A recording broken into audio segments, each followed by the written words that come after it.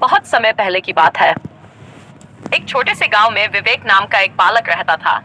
वह अत्यंत भोला और माता पिता का आज्ञाकारी पुत्र था।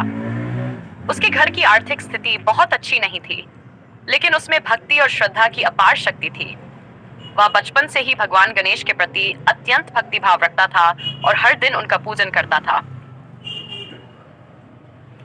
गणेश जी की मूर्ति और बालक की भक्ति। एक दिन गांव के बड़े मंदिर में गणेश चतुर्थी का भव्य उत्सव मनाया जा रहा था। विवेक भी वहां पहुंचा, लेकिन जब उसने देखा कि लोग सुंदर सुंदर मूर्तियां ला रहे हैं,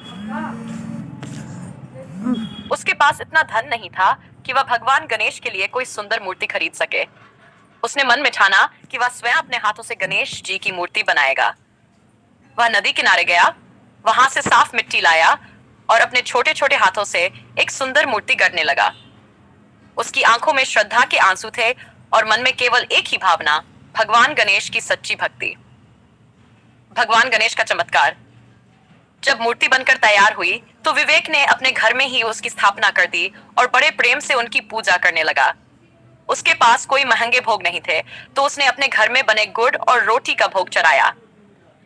उसकी सच्ची भक्ति देखकर स्वयं भगवान गणेश प्रसन्न हो गए। रात को जब विवेक सोया तो सपन में भगवान गणेश प्रकट हुए और बोले, वत्स, तुम्हारी भक्ति ने मुझे अत्यंत प्रसन्न किया है। तुम्हारी श्रद्धा और प्रेम मुझे किसी भी बड़े भोग से अधिक प्रिय है।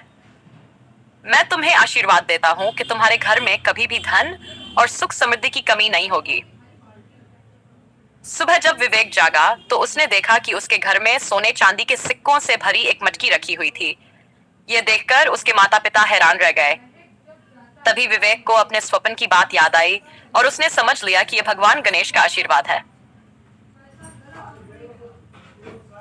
इस कथा से हमें यह सीख मिलती है कि भगवान केवल आडंबर और बड़े बड़े भोग से प्रसन्न नहीं होते, बल्कि वे सच्चे मन से की भक्ति को ही स्वीकार करते हैं।